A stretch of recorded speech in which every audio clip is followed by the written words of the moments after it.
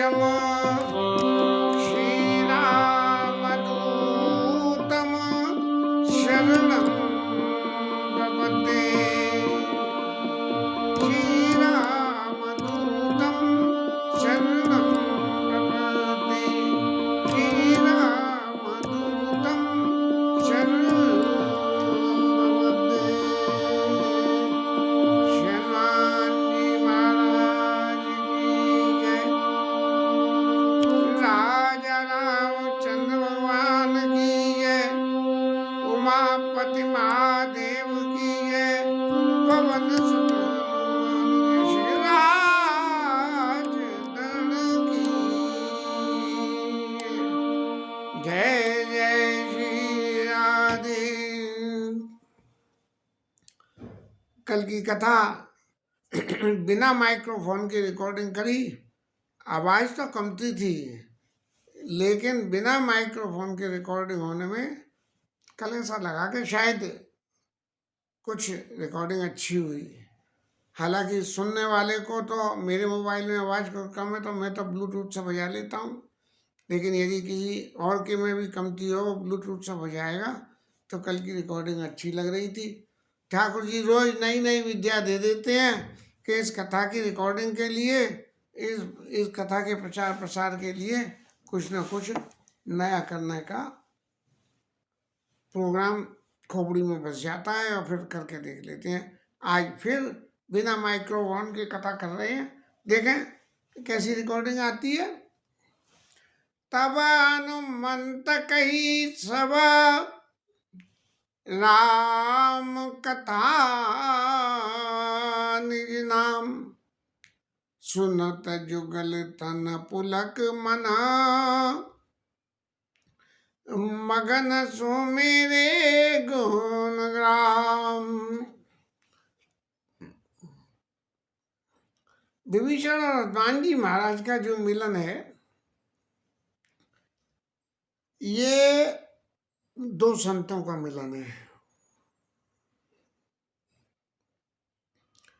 हनुमान जी महाराज राम जी के परम सेवक हैं, और सेवक क्या है, सेवक के साथ हनुमान जी महाराज संत भी हैं।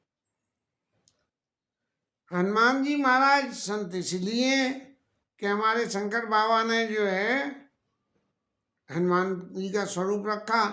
ब्रह्मा जी ने कही थी बानर तन धर धर मई हरिपद सेवो जाई।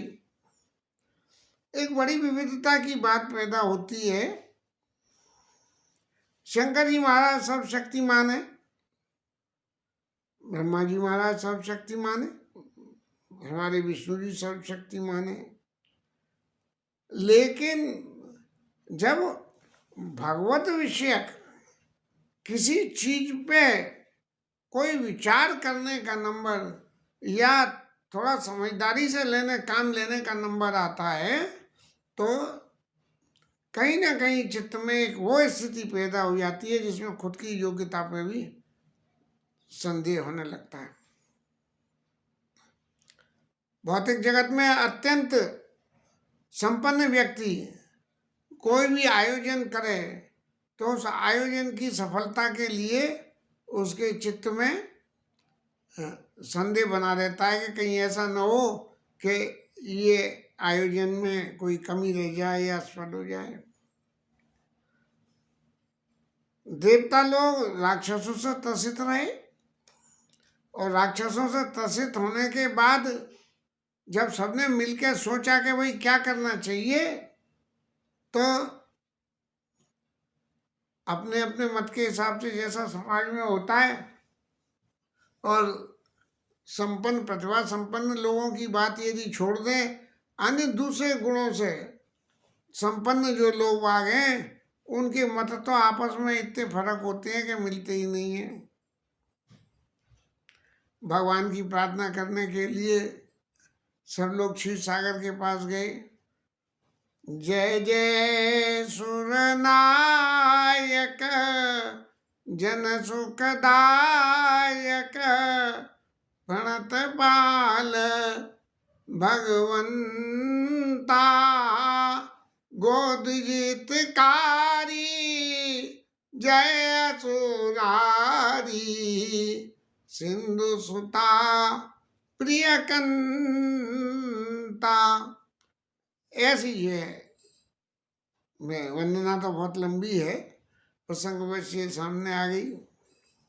वहां भी जब सब देवता विचार करने लगे तो किसी ने कही कि भाई समुद्र में रहते हैं माया, कोई का पैनित वैस सोई, वैस प्रभु सोई, अपने अपने मत सबों ने कही। तो हमारे शंकर बाबा ने कही, तेई समाज गिरजा में रहूं और अवसर पाई वचन एक कहूं कि हरि व्यापक सर्वत्र समाना, प्रेम ते प्रकट होई में जाना। और मोर वचन सबके मन भावा, और साधु मोर वचन सबके मन माना, और साधु साधु कर ब्रह्म बखाना। ब्रह्मा जी महाराज को देखिए, जगत की सृष्टि करने वाले जो सारे संसार की सृष्टि की रचना करते हैं, वो भी उस ब्रह्म के बारे में भ्रमित हो गए कि कहाँ चले क्या करें। लेकिन हमारे शंकर बाबा जो परम भक्त हैं, वो राम जी को छोड़ के कहीं अंत जाते ही नहीं। तो उन्होंने कही कि हरि व्यापक सर्वत्र समाना। और फिर जब सर्वत्र सब समान रूप से सब जगह विद्यमान है, लेकिन अगर उनसे प्रेम करोगे तो वो प्रकट हो जाएंगे। और ब्रह्मा जी को ये बात समझ में आ गई और देवताओं ने स्तुति करी।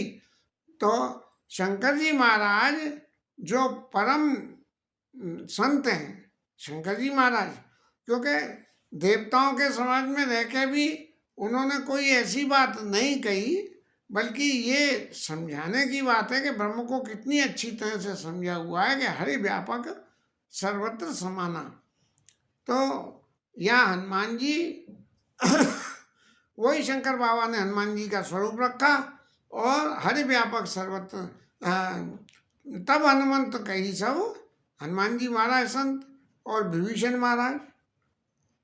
महाराज हैं संत, लेकिन संत होने के अलावा उनको जो भगवान की साधना करने से एक ये मिला था, वरदान मांगा था, तेई मांगे भगवंत पद कमल अमल अनुराग।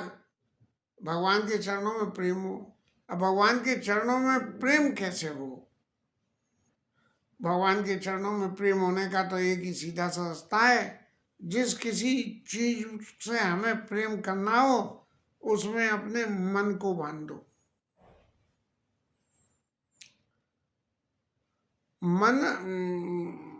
मन का बंधन जब उस चीज से हो जाएगा तो मन का बंधन होते हुए आपकी बाकी सभी क्रियाएं उन सब चीजों से बन जाती हैं।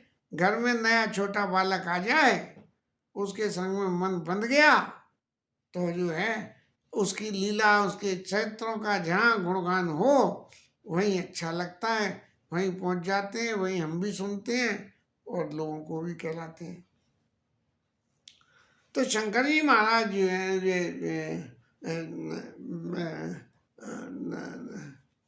विभीषण महाराज जो है, भगवान के चरणों को प्रेम पाने के लिए भगवंत का कमल अमल अनुराग, उन्हें क्या करना कि भगवान की लीलाओं की गुणगान करना।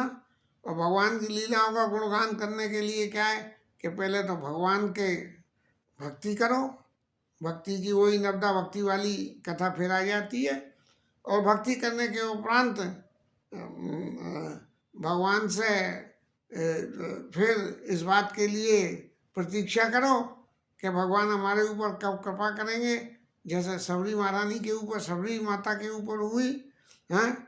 और फिर उसके बाद जब भगवान अपनी भक्ति का प्रसाद दें, कमल अमल अनुराग, तो वो अनुराग जो है जब भगवान के चरणों तक आपको ले जाएगा, तब आपको जो है संत की उपाधि मिलेगी। और हम तो हंसी मजाक दिल्ली में संत शब्द की व्याख्या के इस संसार में आज की तारीख में संत जो भी कुछ हैं वो संत हैं या नहीं है, लेकिन यदि कोई असंत व्यक्ति भी है तो उसे भी संत कह दो, क्योंकि असंत को संत कहने में बुराई नहीं है। लेकिन भूल से संत को असंत कह दिया तो बात खोटी पड़ जाएगी। विभीषण महाराज उन्हीं भगवान की लीला के चरणों में प्रेम करने के लिए लंका में डटे हुए हैं कि रावण के भाई हैं, इसलिए और तो कहीं जा नहीं सकते, कोई शरण देगा नहीं, ठाकुर जी शरण दे सकते हैं। बोले भैया इसका तो भाई भाई रावण है, और रावण आ गया तो मार मार के हमारा बुरा हाल कर देगा, इसलिए कोई अपने पास शरण नहीं देगा। यहाँ तक कि रावण ने तो वरुण कुबेर पवन जम काला इन सबको अपने वश में कर लिया था। तब ये विभीषण महाराज भगवान की भक्ति के लिए कौन के पास जाएं, तो रावण के ही पास रह कर और भगवान उससे डरते हुए भगवान की भक्ति कर रहे। तो ये भगवान की भक्ति करते करते ये संतों की उस परिभाषा में शामिल हो गए कि जहाँ राम जी को विभीषण महाराज अत्यंत प्रिय हो गए। जब ये दोनों संत मिल गए, जब संत मिलन हो जाए, तेरी रसना हरि गुण गाए, तो इतना समझ लेना अब हरि से मिलन होगा।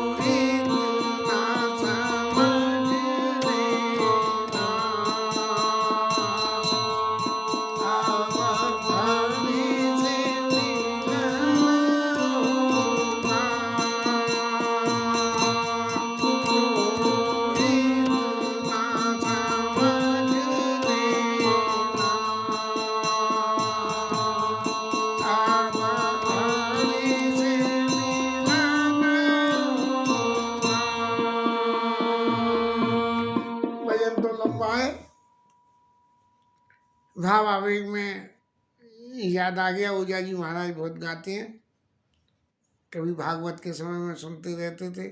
भजन तो बहुत लंबा है। ये दो संतों का जो मिलन हुआ, और इस मिलन में क्या हुआ कि सुनत जुगल तन पुलक, तेरी अखियाँ तेरी रसना हरि गुण गाए, तब इतना समझ लेना अब हरि से मिलन होगा। तो ये दोनों लोग मिलकर भगवान के गुणों की चर्चा कर रहे हैं। इनके ने सुनत जुगल तन पुलक मन मगन सुमेरन राम, ऐसी पुलकावली शरीर में हो गई, नेत्रों में प्रेमाश्रुओं का जल भरी आया उनके में। और ये कहते हुए विभीषण महाराज हनुमान जी को कह रहे हैं, सुनाओ पवन सुता रहनी हमारी, जिमि दर्शननि महु जीव विचारी, जिमि दर्शननि महु जीव विचारी। हनुमान जी महाराज से विभीषण जी कह रहे हैं कि हम देखो, आप ये ताज्जुब कर रहे हो कि लंका में लंका निश्चय निका निवासा, यहाँ कहाँ सज्जन करवासा, और मनमोह तरक करे कभी लागा, तेई समय विभीषण जागा। तो महाराज तुम ये लंका को छोड़ के क्यों नहीं चले जाते हो? तो महाराज जाए कहाँ से, दूसरा कौन शरण देगा रावण के भाई होने के नाते। तो हमारे मैं कैसे रहता हूँ यहाँ, ये बात आपको बताऊं कि जैसे दांतों के बीच में जीभ रहती है, जीभ खाना देती है दांतों को, और वो भी स्टाइल है, एक स्टाइल से जीभ को देना पड़ता है खाना। यदि गैर स्टाइल से देती है तो जीभ फौरन से खट्टे से दांत उसको काट देते हैं। तो जिमि दसने नमो जीव विचारी, ऐसे ये निश्चर वंश के बीच में मैं यहाँ रहता हूँ। लेकिन फिर भी हनुमान जी महाराज मेरे को एक बात की पूरी उम्मीद है, तात कबोई जानी अनाता, करी हाय कृपा भानुकुल नाथा, करी हाय कृपा भानुकुल नाथा। अब जीभ बेचारी रहती तो है दांतों के बीच में और अपनी कुशल मनाती रहती है, लेकिन उसके संग में जिभ्या ये भी तो करती है कि भगवत नाम जप करती है। तो विभीषण महाराज कह रहे हैं जैसे हमारी जिभ्या भगवत नाम जप करती है मुसीबत में आने पे, ऐसे ही हम भी जो है भगवान नाम का जप करते हैं। लेकिन क्या कभी हमारे इस नाम जप को सुन के और मेरे को ये समझ के कि ये मेरा भजन करते हैं, ये अनाथ हैं, इनको मेरे ऊपर क्या कभी राम जी महाराज कृपा करेंगे? अपने अपने गुणों को भी अवगुण में दर्शाते हुए कहते हैं कि तामस तन कछु साधन नहीं, तामसी शरीर है। यद्यपि रामायुध अंकित ग्रह, भगवान में राम जी के आयुधों की पूजा राम जी की नहीं कर सकते तो उनके आयुधों की तो पूजा कर सकते हैं, वो पूजा करते हैं। तो तामस तन कछु साधन नहीं, और प्रीति पद न पद सरोज मनवाई, भगवान के चरणों में मेरा प्रेम भी नहीं है। अरे प्रेम नहीं होता तो भगवान की जो है आयुधों की पूजा कैसे करते, तुलसी पूजा कैसे, रामायुध अंकित ग्रह घर में क्यों विराजमान करते? लेकिन अपने गुणों को भी अवगुण के रूप में तामस तंत्र कुछ साधन नहीं, और प्रीति न पद सरोज मन माई। लेकिन हनुमान जी महाराज एक बात और भी मेरे को समझ में आती है, अब मोहि भाव, अब प्रीति तो है नहीं तो भगवान कृपा कैसे करेंगे? लेकिन अब आप जैसे संत के दर्शन हो गए मेरे को, तब अब मोहि भाव भरोसा हनुमंता, बिनु हरि कृपा मिलई नहीं संता, बिनु हरि कृपा मिलई नहीं संता। भगवान जब तक कृपा नहीं करें तब तक संत से मिलन नहीं होता है। आप संत हो हनुमान जी महाराज राम जी के सेवक हो, इसलिए आपसे मेरा मिलन हो गया। और राम जी ने जब मेरे ऊपर कृपा करनी चाहिए तो उन्होंने क्या करा कि लंका आएंगे जब तो कृपा करेंगे, वो तो एक अलग बात है। लेकिन जो रघुवीर अनुग्रह की ना, उन्होंने वहाँ से बैठे बैठे ही मेरे ऊपर कृपा करी, तो तुम वही 10 हट दीना। आपने कही ना कि यही सन हट कर हूँ पहचानी, आपने जबरदस्ती साधु तो हो ही ना कार्य जानी, इसलिए आप जबरदस्ती मेरे से मित्रता कर ली आपने आके। तो सुनो विभीषण प्रभु के रीति, करें सदा सेवक, करें सदा सेवक पर प्रीति। अब हनुमान जी महाराज सुग्रीव जी से इनसे हनुमान जी महाराज विभीषण जी से कह रहे हैं कि भगवान की तो सेवा कैसे ही कर लो आप, अपने सेवक के ऊपर में हमेशा भगवान प्रीति करते हैं, और सारी बातें छोड़ दो। अब जब एक आदमी कोई अपने गुणों को अवगुणों में वर्णन करना शुरू कर दे, तो वो जो दूसरा सामने वाला व्यक्ति है वो उसके उस वर्णन से प्रभावित होकर अपने भी अवगुण कहने लगता है। और दूसरे के सामने यदि आपने अपने गुण वर्णन करा तो वो भी गुण वर्णन करने लगता है। तो हनुमान जी महाराज भी कहने लगे कि सुनाऊं विभीषण प्रभु के रीति, करई सदा सेवक पर प्रीति। कहूँ कवन में परम कुलीना, परम कुलीना कपि चंचल सबही विदीना। महाराज मैं कौन सा कुलीन हूँ, अब आप मेरे को ही देख लो। बंदर हूँ तो चंचल हूँ, बंदर चंचल होता है। और बंदर सही मायने में बंदर की वृत्ति बड़ी मक्कारी की वृत्ति होती है। बंदर की कैसे होती है कि बंदर अंदर से चाहे कितना ही डर रहा हो, लेकिन आपके ऊपर ऐसे रह के आएगा जैसे वो खा जाएगा। और जो आप जरा से कर्रे पड़ गए तो फट दुम दबा के भाग जाता है बंदर। तो कभी चंचल सब ही विधि हीना, और प्रात ले जो नाम हमारा, और तेई दिन ताई न मिले आहारा। अब हनुमान जी महाराज ये कह रहे हैं कि यदि कोई सुबह उठ के मेरा नाम ले ले तो उसे आहार ही न मिले। अब ये आहार न मिलने का कारण क्या है? आहार न मिलने का कारण ये है कि हनुमान जी महाराज का सुबह सुबह नाम लो तो भगवान राम की सहज कृपा मिल जाती है। और भगवान की राम की जब कृपा मिलने लगे तो भगवान राम के निमित्त व्यक्ति अपने जीवन में ऐसे साधन करने लगता है कि जिन साधनों के करने से उसको व्रत और उपवास करने की प्रवृत्ति पैदा हो जाए। तो तेई दिन ताई न मिले आहारा, वो व्रत करने लग जाता है और उसको आहार नहीं मिलता है। ये हनुमान जी अपने गुणों को जो है अवगुण की श्रेणी में रख के बखान कर रहे हैं।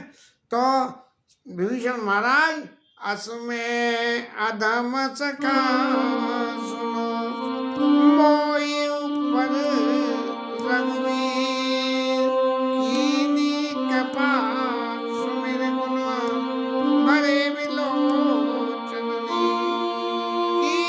कीनी कृपा सुमिर गुण भरे विलोचन ने। ऐसा मैं अधम आदमी हूँ कि मेरे नाम के स्मरण मात्र से रामचंद्र जी के चरणों में प्रीति हो जाए और उनके निमित्त जो है संयम करने लग जाए तो उसे आहार भी न मिले।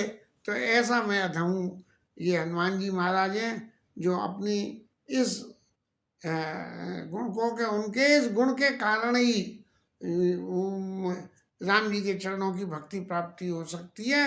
वो कह रहे हैं असमय अधम सखा सुध मोह ऊपर रघुवीर, और कीनी कृपा से मेरे ऊपर कृपा कर दी हनुमान राम जी महाराज ने। और भगवान के उन गुणों की चर्चा करते करते उनके नेत्रों में प्रेमाश्रुओं का जल भर के आ गया।